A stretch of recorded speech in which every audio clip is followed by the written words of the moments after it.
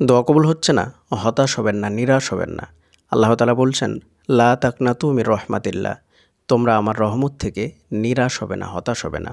আল্লাহ তাআলা সূরা ইউসুফের মধ্যে অন্য এক আয়াতে বলছেন, ইন্নাহু লা ইয়াইয়াসু মির রৌহিল্লাহি ইল্লাল কওমুল কাফিরুন, নিশ্চয়ই কাফের ছাড়ার অন্য কোনো ব্যক্তি আমার রহমত থেকে নিরাশ হয় না।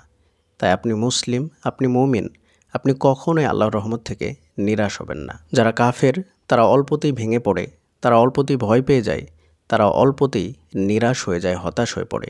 কিন্তু যারা মুমিন তারা আল্লাহর উপরে ধৈর্য রাখে।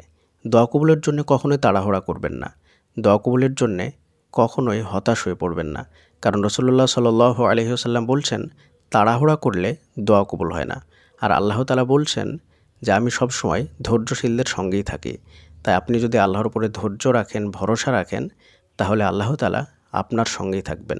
সবসময় আল্লাহর উপরে সুধারণা রাখবেন, আল্লাহর উপরে বিশ্বাস রাখবেন, তাহলে আল্লাহ তাআলা অবশ্যই আপনার ডাকে সাড়া দেবেন। হযরত জাকারিয়া আলাইহিস সালাতু ওয়াস সালাম তিনি ইয়াং বয়স থেকে দোয়া করতে করতে বৃদ্ধ হয়ে গিয়েছেন। তখনও তিনি দোয়া করছেন আর বলছেন, আমি জানি আমার স্ত্রী দুর্বল, এই বয়সে সে সন্তান ধারণ করতে পারবে না।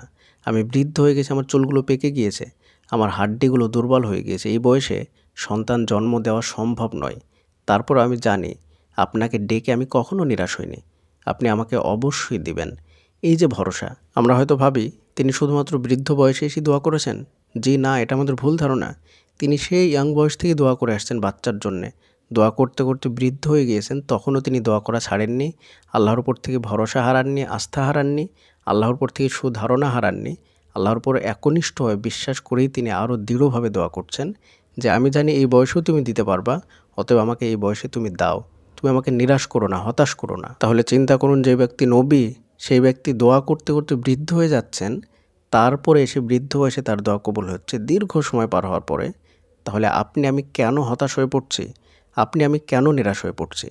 আস্থা রাখুন, ভরসা রাখুন, আল্লাহর উপরে সুধারণা রাখুন, সবর করুন, ধৈর্য ধারণ করুন। আল্লাহ তাআলা আজ নয়তো কাল অবশ্যই আপনার দোয়াকে কবুল করবেন।